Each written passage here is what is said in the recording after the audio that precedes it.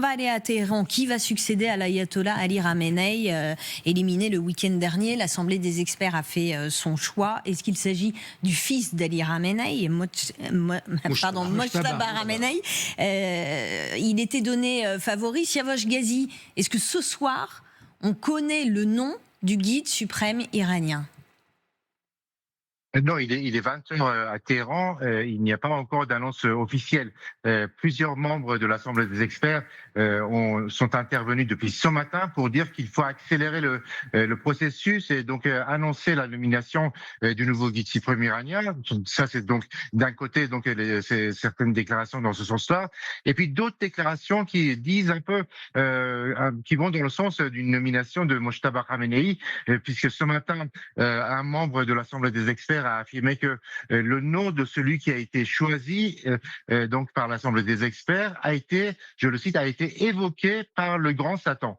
Grand Satan qui signifie donc les États-Unis, et on sait que le président Trump a déclaré il y a 2 jours que si c'était Mojtaba Khamenei, eh bien il sera une cible prioritaire pour les États-Unis pour l'assassiner, mais aussi pour Israël. Et puis cet après-midi, il y a eu une autre déclaration. Un autre membre de cette assemblée a affirmé que la majorité des membres de l'Assemblée sont favorables, ont voté en faveur de, entre guillemets, je le cite, en faveur du fils de l'ayatollah Khamenei, et donc une confirmation de la première déclaration de cet autre membre, et il a ajouté que le nouveau guide maintiendra le cap et poursuivra la voie la voie choisie par l'ancien guide suprême iranien, l'ayatollah Ali Khamenei. Donc des déclarations concordantes qui laissent penser que Mojtaba Khamenei a été choisi, mais pour l'instant il n'y a pas encore d'annonce officielle.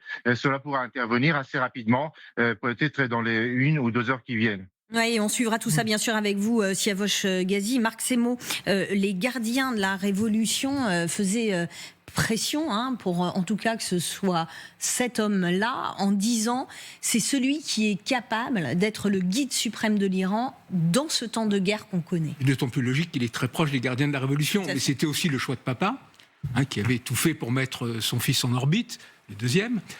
Ensuite, Mojtaba Khamenei était l'homme qui avait tous les liens avec justement les appareils sécuritaires. Et d'ailleurs, alors, on ne va pas faire de la téhéranologie comme on faisait jadis, de la kremlinologie pour savoir qui fait quoi et tout. Mais il y avait déjà de nombreux signes qui montraient depuis longtemps que c'était lui le dirigeant effectif.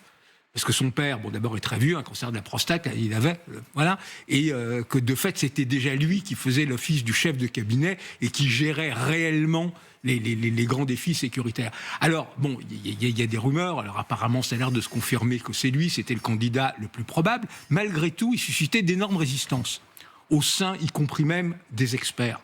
Parce que l'idée d'une succession dynastique dans la République islamique, ça ne plaisait pas trop. Son niveau de préparation religieuse, il a été élevé au rang d'ayatollah il y a, je crois, 2 ou 3 ans. Son niveau en matière de religion était quand même assez faible, donc les plus pieux protestaient. Donc il y avait toutes ces résistances. La situation de guerre, la situation d'urgence les a en partie aplanies. Ensuite, si l'on regarde froidement, il est à la fois l'homme qui peut décider que la guerre va continuer jusqu'au bout dans cette espèce de spirale suicidaire et tout, mais aussi en tant que fils de la principale et première victime de la guerre, être celui qui pourrait éventuellement dire on arrête. Adel, j'ai lu qu'il était plus radical que son père. Est-ce que c'est le cas? Oui, déjà, une information très importante. Il faut surveiller que la seule personne qui est autorisée à communiquer par rapport à ce sujet, par rapport au nom du prochain guide, c'est un ayatollah qui s'appelle Hosseini Bouchahri. Ayatollah Hosseini Bouchahri, c'est le seul autorisé à prononcer son nom. C'est-à-dire, si on assiste à la déclaration d'un autre ayatollah ou un chef de gardien, ça n'a pas de sens, ça n'a pas la légitimité. Et ce monsieur, il est le secrétaire, le coordinateur de l'Assemblée des experts. Donc, à surveiller de près. Et ensuite, Mojtaba. Oui, Mojtaba. Depuis 20 ans, on parle de Mojtaba. Vous avez absolument raison. Il est corrompu, en plus. Ça, c'est une autre histoire, bien évidemment. Tout le monde est corrompu au sein de la République islamique d'Iran. Sur sa radicalité, sur ma question sur sa radicalité. C'est ce que je voulais dire. C'est un des acteurs les plus radicaux au sein du système de la République islamique d'Iran. Pourquoi? Parce que depuis 20 ans, son père, on sait très bien, il est malade, il était malade. Hein. C'est lui qui avait la main lourde sur le bureau de son père. Et on sait très bien, lorsqu'on a la main sur le bureau d'une personnalité comme Khamenei, c'est qu'on a la main sur 3 secteurs les plus importants. Les gardiens de la révolution islamique, avec qui il dispose de très bonnes relations, notamment avec la nouvelle génération. La nouvelle génération, ici, elle est là, s'ils sont là, ces acteurs, c'est en partie grâce à Mojtaba. Hein. Et ensuite, le deuxième secteur, c'est le secteur économique. Vous ne pouvez jamais avoir une entreprise en République islamique d'Iran sans passer par son filtre. Il faut toujours son filtre. Et le troisième domaine, depuis 20 ans, bien évidemment, c'est la relation internationale. Il a la main sur la relation internationale de la République islamique d'Iran. Et avec tous ces capitaux-là, pour parler comme Pierre Bourdieu, bien évidemment, naturellement, on devient le successeur de son papa. Autrement dit, il n'est pas que le fils de son papa. Il a des levées très, très importantes. Grégory, Donald Trump a réagi sur le choix. Et selon ABC News, il a dit « Le nouveau guide suprême iranien ne restera pas longtemps au pouvoir. Sans mon approbation, nous voulons éviter de revenir sur cette question tous les 10 ans. » Alors, plusieurs choses. Sur la première partie de la phrase, que ce soit le fils d'Ali Khamenei ou pas, le nouveau guide suprême iranien a effectivement une cible dans le dos.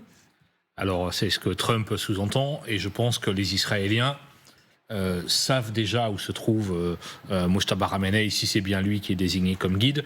Et d'ailleurs, je m'interroge sur le retard de la publication de son nom. Est-ce que finalement les autorités iraniennes révéleront le nom du guide suprême, ou est-ce qu'il restera un guide suprême comme l'imam caché, caché comme l'imam ou anonyme? Honnêtement, c'est peut-être aussi pour des questions de sécurité. Ce qui me semble à peu près certain, mais peut-être que je serai démenti dans les prochains jours ou prochaines semaines, c'est que Mojtaba Khamenei ne peut pas être le Delcy Rodriguez de Trump.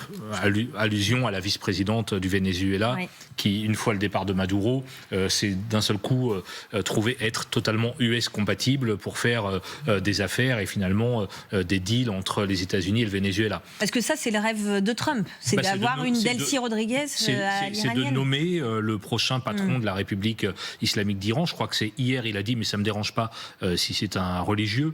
Oui. Bon, je pense que Mojtaba Khamenei, effectivement, est un très dur du régime. Je l'imagine mal travailler avec Trump. Et puis, il y a aussi des intérêts financiers énormes. Il a une immense fortune, planquée tout parti à Dubaï. Il était un champion du contournement des sanctions internationales.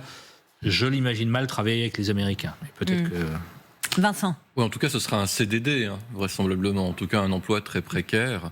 Moi, je m'interroge quand même sur le temps qui est mis à donner son nom. Certainement, comme le disait Grégory, c'est pour des questions de sécurité. Peut-être pour le mettre à l'abri, vraiment être sûr qu'il est vraiment à l'abri. Donc, gagner quelques heures et ne pas trop l'exposer.